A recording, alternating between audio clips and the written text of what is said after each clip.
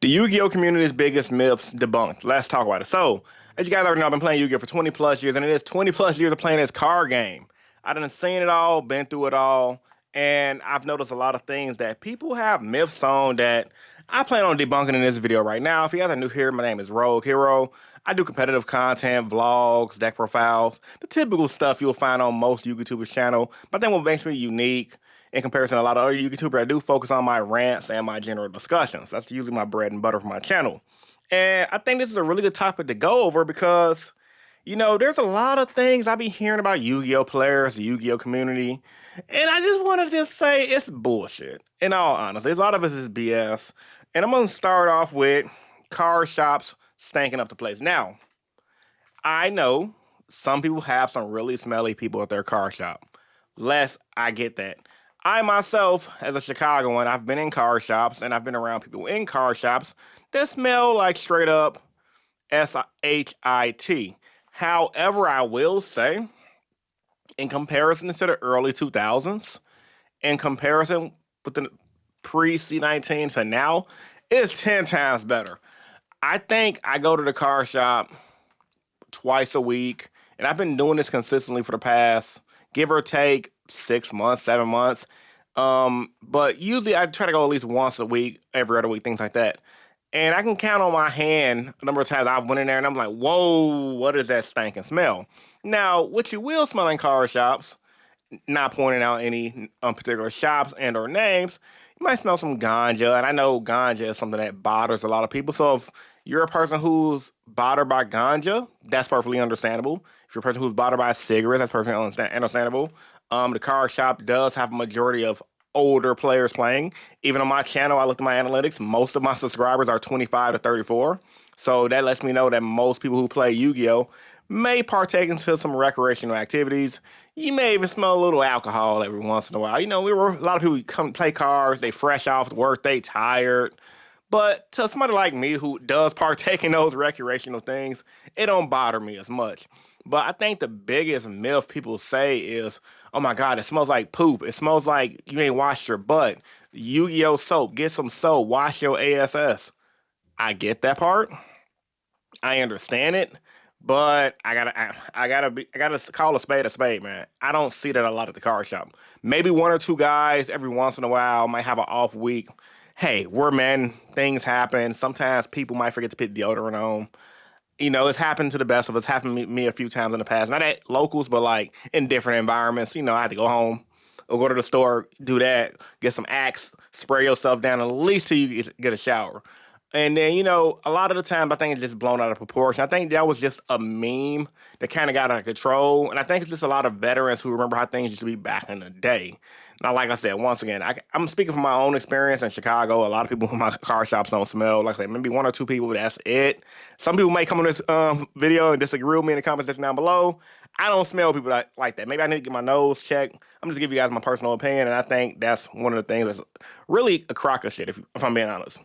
Number 2, Yu-Gi-Oh takes skill to play and is very complex. That is, okay, so I actually kind of said that wrong. The second myth is Yu-Gi-Oh don't take skill. And I want to say Yu-Gi-Oh takes tons of skill and is very complex to play. Now, the reason why people say Yu-Gi-Oh don't take skill is because it's a luck-based card game. Most card games are luck-based. And they say if you can just buy the best deck and you're good to go. Well, guess what? Tons of people buy the best decks, and guess what happens? Tons of people go X3 after they bought said best deck, even though they bought a spreadsheet. The reason why the same players top a lot is for 2 reasons. I did a video on this, check it out, reason why a lot of pros top a lot. For one, some people cheat. I will say that, some people cheat. But for 2, those people are insanely great at the game. In order just to do really well at this card game, you have to be very consistent in your playtesting. You have to study the metagame. And you just have to be really good at playing Yu-Gi-Oh! In general. Some people are just naturally gifted. I know I talked to my buddy Yasin on my podcast I did with him a few weeks ago. Check that podcast out. He said he doesn't really play test much at all. He does a lot of solo hands, and that helps him out. And of course, he play tests with his group of people who he play tests with, so he does do some kind of testing. But if you're a player like him and like me, who's been playing the game forever, and you already got the fundamentals of card gaming down, you really don't need to do that much playtesting. But when players like that do the consistent playtesting and they're playing the best deck and they know where to hand trap, how to get out of scenarios, how to play through bad hands, how to play under Fuwalos, how to, play under draw. That's stuff that you really takes a lot of skill to remember. And some people say, oh, that's not skill, that's just memorization. Jackass. Memorization is skill. So I think a lot of Yu-Gi-Oh players who do well in this game don't get credit when it's deserved because they may have some shady allegations. And once again, I already did a video. I already talked about that in the past. Shady allegations or not, those players are still really insane at the game. It's just a lot of those players, based on my Magic the Gathering video, based on my video I did reacting from the Magic the Gathering video I saw, they just want to do nefarious things during their game to get them a slight edge. It's completely hilarious, and I think it's out of context. I think they probably shouldn't do that to keep the integrity up. But hey, who am I to judge? I'm not somebody who tops a lot. I'm just somebody giving my own personal opinion. I think cheating is wrong, by the way. Do not cheat. It's horrible. But with that being said, Yu-Gi-Oh takes a lot of skill. Outside of the cheating stuff in the game, outside of, how crappy some of these people is in their personal life, they're still really good at the game, and they deserve credit. So skill in Yu-Gi-Oh is definitely a thing. Don't believe the hype thinking Yu-Gi-Oh is not skill. Don't believe the hype thinking Yu-Gi-Oh is pay to win.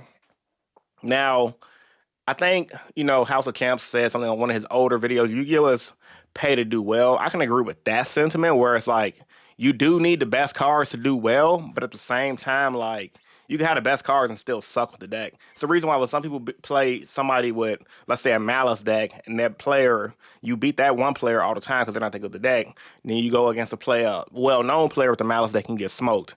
Completely different experience. Same thing with like Pure Rival, things like that. Now, next myth is spreadsheets are a waste of money and they're not valuable. I disagree. Now, not because I have spreadsheets offered to my subscribers via my community tab posts for my members only. I think spreadsheets, if you want to waste money on a spreadsheet, like I said, I've always had no issue with people making money to sell their subscriber something. Now, the price of the spreadsheets, to me, are outrageous, but who am I to judge people for making a little extra bucks? It's up to you guys, the consumer, to pay for it, because they can't guarantee your success regardless unless they're one-on-one coaching you 24/7 in addition to purchasing that spreadsheet. However, I will say this. The information in the spreadsheet is really good. I've seen some spreadsheets. I've reviewed some spreadsheets from well-known players. I've even seen the old DDD spreadsheet online, and as well, I know a buddy of mine who at locals. I don't know if he bought the spreadsheet or got the free spreadsheet from online, but those spreadsheets have a lot of valuable information, and it does speed up your testing a lot. So I think people who say, oh, spreadsheets are a waste, this don't work, that's dumb. Spreadsheets definitely work, and if people want to have to expend the money to blow on it, it is a luxury. It's not something that you can that you have to buy. There's tons of free tutorials online, though. Go watch the tutorials for free. The problem is people want everything for free. Like, if someone's going to design a spreadsheet, like, the more I thought about the spreadsheet argument in the community, obviously, I think people should help people out with the information for free. But I feel like, if someone does a dual video tutorial, like showing you guys visually how to do the combos, but they want to sell you the spreadsheet just to have it on hand so you don't have to click the video all the time, there's nothing wrong with that. But anyway, that's neither here or there. I'm not here to have a spreadsheet argument. I personally wouldn't buy one, but I understand how valuable the information can be. So I think spreadsheets do work.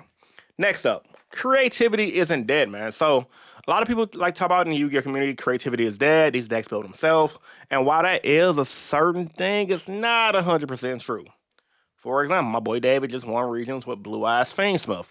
Blue Eyes Fiendsmith was a deck people were not talking about, but he slapped it together and won a regionals. I've seen a regionals in Texas, scrolling through Facebook, it was Primai Rizal Castera. Something that, how the hell did that work? But it worked for that guy who did it. See, the problem is a lot of Yu-Gi-Oh players get stuck with the mentality of, since we are in an archetype-based game now versus back in the day where it was just 1900 B-sticks with some stuff like smashing grounds and mirror forces involved, they think every deck builds themselves and that takes the creativity out of the game. No, I'd argue creativity is still alive and well. Especially in this format, you just got to dig through your bulk and come up with a strategy to be creative. Everyone's not going to hold your hand. The game is a lot more complex than it was 20 years ago. So with that being said, you guys have to hold yourself responsible and try to be more creative, myself included. Like my Pure Riser deck right now, I'm kind of getting a little bored with it, not going to lie, especially since I saw the new Heroes support that's coming out. However, with that being said, that means it's time for me to spice it up with something a little different. So I don't think creativity is dead. There's tons of examples, especially in this format where people are coming up creative. Even during the tier limit format that was supposed to be super toxic, even though the format was toxic, we had people running Crystal Bees. We had people running Heroes and still doing well on the regional level and the local level. So you can't tell me creativity ain't dead. You just aren't as creative as you think you are. And the last thing I want to talk about, man, is all Yu-Gi-Oh players ain't mega nerds, man. This is something that people like to think that don't play Yu-Gi-Oh or maybe from other card games. They think we're all mega nerds, mega geeks, things like that. Yu-Gi-Oh players come from all walks of life. I know Yu-Gi-Oh players that are former gang members. I know Yu-Gi-Oh players that are from the hood like myself. I know suburban Yu-Gi-Oh players, country Yu-Gi-Oh players, overseas Yu-Gi-Oh players. Yu-Gi-Oh players come from all walks of life. Parents, even. I'm a parent, so you can't really just pick Yu-Gi-Oh players into a box or a bubble because Yu-Gi-Oh is a game that can be enjoyed literally by everybody. And there's a reason why the meme I created, literally, I think it was 2 years ago now, went super viral on Facebook. That was talking about your average Yu-Gi-Oh friend group. Some of you guys might remember the meme. It was originally on my Rogue Hero meme collection page, but people stole it from the page and shared it, put it on their page, and I think some chick put it on her page and it blew up on her page too. But the meme did really viral on my page as well. And it was literally like an Asian dude, it was a black dude, a Mexican dude, and it hit home for a lot of Yu-Gi-Oh players because no matter how different our backgrounds is, no matter if we were rich or poor, no matter if we came from the struggle, no matter if we was in the streets, when it comes to that card shop, all that shit goes out the window.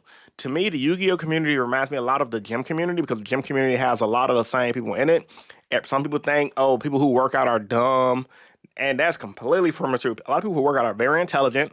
Sometimes they're very geeky. Everyone who works out ain't some super jock that's gonna bully people. Some of the swollest dudes in the gym are some of the nicest people. And I think the same thing applies to Yu-Gi-Oh! Where some of the most scummiest looking people in the card shop, maybe some of the nicest. Some people who you may think are super nice, maybe me. You really can't judge people based off how they look because the community is so huge. We get people from everywhere. So, with all that being said, this is a late video, but I don't care. I make videos when I want. It's your boy, Rogue Hero, and I'm signing out. Peace. We'll see you guys in the next video. Peace.